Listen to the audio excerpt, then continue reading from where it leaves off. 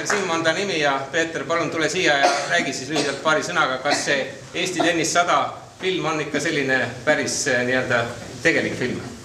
Jah, no päris 100 aastat tagasi meid seal juures ei olnud ja miks 100 on sellest, te saate ka filmi ajal teada, sellepärast, et nii imelik kui see ei ole, et niisugune etniline tennise ajaloo alguspunkt määrati Nõukogude ajal ära. Nii et nad võtsid sõna otseses mõttes Eesti tennis, nii et Vene ja Saksa tennisemängijad, kes tegelikult mängisid enne seda, jäid natukene selle tähtpäeva raamide taha ja filmi oleks olnud võimatu teha, kui poleks olnud seda meest, kelle nimi on Jaak Ullmann. Ja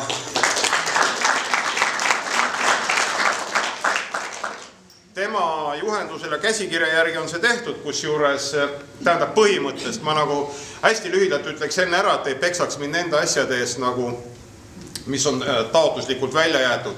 Eesti Tennis 100 me räägime peamiselt nende inimestega, kes enam võistlustennisega hetkel ei tegele. Need, kes tegelevad võistlustennisega, nende päralt on järgmised 100 aastat ja ma loodan, et mõni film tehakse veel varem ka. Ja paljud teie hulgast näevad endid üllatuseks ekraanil, sest me oleme päris palju arhiivi läbi kaevanud.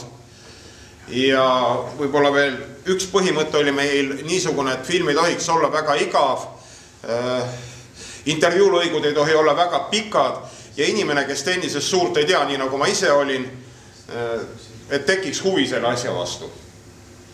Ja sellepärast me võtsime nagu väikse tennisajaloo ette ja minu üllatuseks oli ka paljudele tennisemängijatele avastuseks, et millest see asi üldse peale hakkas ja kui ammu sellega juba tegemist oli, aga võib-olla Jaak ütleb veel paar sõna ja siis hakkame asjaga pihta.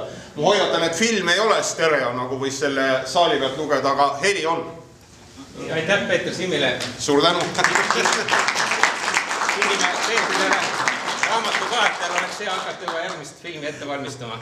Aitäh Peeter ja Jaak siis.